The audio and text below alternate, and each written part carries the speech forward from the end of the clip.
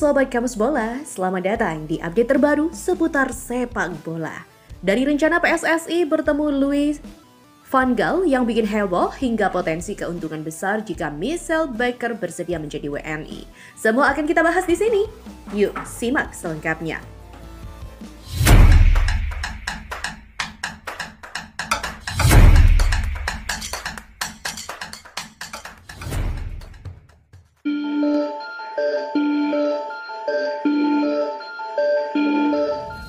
Oke, kita mulai dari langkah mengejutkan PSSI yang akan bertemu dengan pelatih legendaris Louis van Gaal. Apa sebenarnya tujuan dibalik pertemuan ini? Dan kenapa warganet sampai geram ya dengan AFF? Ya, berikut ini. PSSI akan temui Louis van Gaal, ternyata ini tujuannya. Warganet marah, AFF jebakan. Perwakilan PSSI dikabarkan akan menemui pelatih legendaris asal Belanda Louis van Gaal di Belanda pada Februari 2025. Informasi itu disampaikan pengamat sepak bola tanah air Haris Pardede dari lingkaran dalam PSSI. Lantas, apakah Louis van Gaal akan menggantikan posisi Shin Tae-yong sebagai pelatih timnas Indonesia? Segera diketahui, rumor pergantian pelatih di timnas Indonesia menguat dalam beberapa minggu terakhir. Rumornya semakin kencang ketika ex-ko PSSI Chairul Anwar mengucapkan terima kasih atas kontribusi yang telah diberikan Shin Tae-yong kepada timnas Indonesia selama ini. Hal itu seakan menandakan akan ada perpisahan antara Shin Tae-yong dan timnas Indonesia. Menurut informasi yang diterima Bung Harpa, sapaan akrab dari Haris Pardede, ada sejumlah ex-ko PSSI yang berniat mengganti Shin Tae-yong dengan pelatih asal Eropa. Louis van Gaal jadi direktur teknik PSSI, lantas apakah Louis van Gaal akan menjadi suksesor Shin Tae-yong? Kemungkinan besar Louis van Gaal akan diplot sebagai direktur teknik PSSI, mengingat usianya yang sudah tidak muda lagi, yaitu 73 tahun. Menurut informasi yang saya dengar, info A1 dari lingkaran dalam PSSI, Februari 2025 rencananya ya bisa saja batal. Namun saya ada rekamannya jika nanti dibutuhkan dan diizinkan yang memberikan informasi. Delegasi PSSI rencananya akan terbang ke Belanda, kata Bung Harpa. Kabarnya mereka akan bertemu Louis van Gaal. Untuk apa? Untuk apanya ini yang belum jelas. Apakah untuk menggantikan Shin Tae-yong atau menunjuknya sebagai pelatih direktur teknik PSSI? Rencananya seperti itu. Kalau untuk menggantikan Shin Tae-yong, Louis van Gaal itu sudah uzur ya. Ia juga memiliki penyakit. Sekarang ia menjabat sebagai konsultan di Ajax Amsterdam. Apakah dia mau menjadi pelatih? Ya, kecil peluangnya. Paling mungkin dia ditunjuk sebagai direktur teknik PSSI. Tegas Bung Harpa. Selain itu, posisi Shin Tae-yong belum aman. Jika Louis van Gaal ditunjuk sebagai direktur teknik PSSI, apakah posisi Shin Tae-yong sebagai pelatih timnas Indonesia otomatis aman? Oh, belum tentu. Kabarnya, PSSI akan memberikan statement soal masa dan Shin Tae-yong, yaitu soal masa depan Shin Tae-yong pada Senin 6 Januari 2025. Kesimpulannya, Shin Tae-yong bertahan sebagai pelatih timnas Indonesia atau digantikan pelatih top dunia macam Massimiliano Allegri. STY Santos dikabarkan out dari timnas, warganet marah sebut AFF itu jebakan. Ya, salah satu saluran kekecewaan pecinta bola tanah air adalah laman Instagram Ketua Umum PSSI Erick Thohir. Meskipun postingan terbaru Erick Thohir tak ada kaitannya dengan sepak bola, namun warganet yang terlanjur murka tetap berbondong-bondong melontarkan ungkapan ketidakpuasan. Tombol setuju, tolong Pak Erick jaga komitmen kontrak STY sampai 2027. Jangan seperti politisi, hari ini ngomong A, besok Z.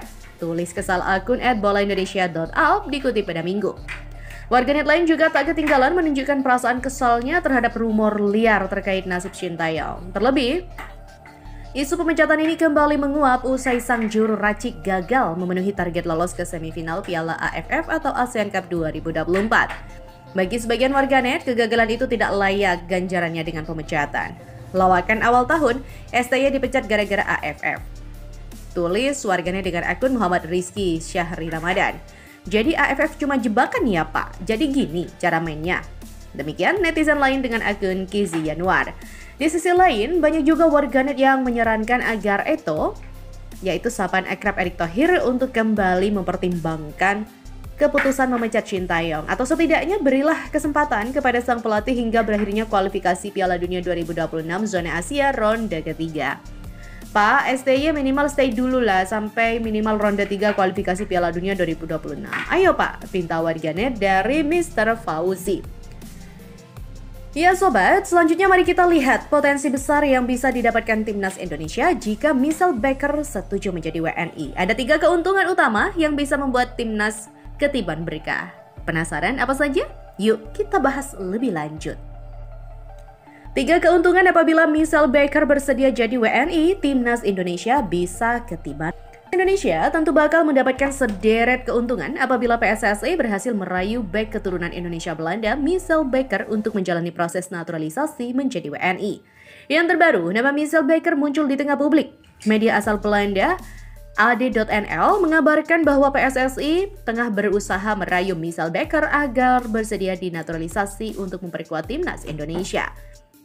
Dikutip dari suara.com pada Minggu 5 Januari, AD.NL menuliskan laporannya, timnas Indonesia mungkin akan mendapatkan sentuhan Belanda yang lebih kuat. PSSI tengah berupaya untuk mendatangkan Michelle Baker. Baik berusia 24 tahun yang saat ini bermain di Liga Champions bersama Losi Lille itu memiliki darah keturunan Indonesia. Kakeknya disebut lahir di Maluku. Tentu, hadirnya Baker bakal menjadi berkah tersendiri bagi skuad Garuda. Dan berikut ini, Kamus Bola menyajikan sederet keuntungan yang bisa didapatkan timnas Indonesia apabila Michelle Baker bersedia untuk dinaturalisasi PSSI demi menjadi WNI.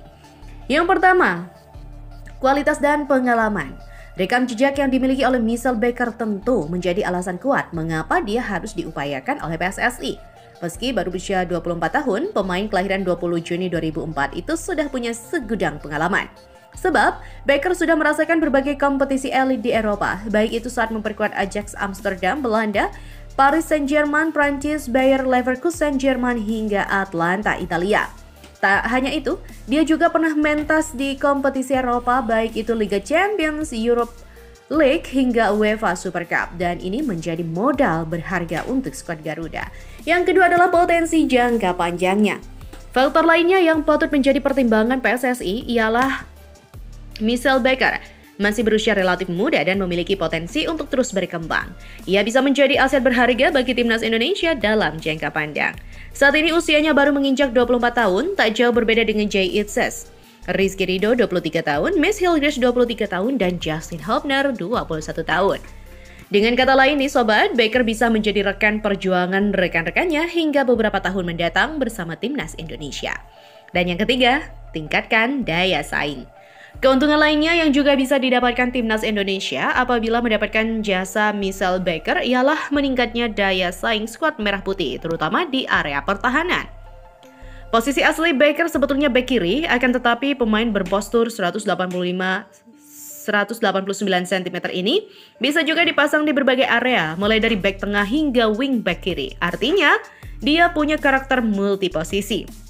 Hadirnya Baker bisa membuat persaingan di skuad Garuda semakin ketat. Sehingga timnas Indonesia mendapatkan pemain-pemain dengan performa terbaiknya karena Nah, itulah berita sepak bola untuk hari ini. Jangan lewatkan update selanjutnya dan terus dukung timnas Indonesia menuju prestasi gemilang. Sampai jumpa dan salam olahraga.